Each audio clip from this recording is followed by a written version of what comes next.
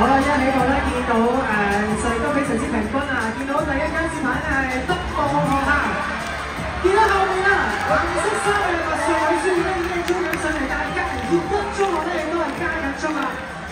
去到第二接棒區，第一間接棒嘅麥穗女書院緊隨嘅係德望中學，不過協一中學喺彎道內彎衝緊上嚟，嚟到最後第三接棒區。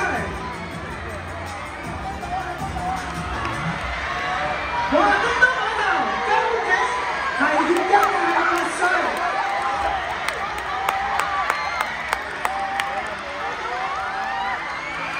非常之精彩嘅4乘100米接力冠軍係麥穗。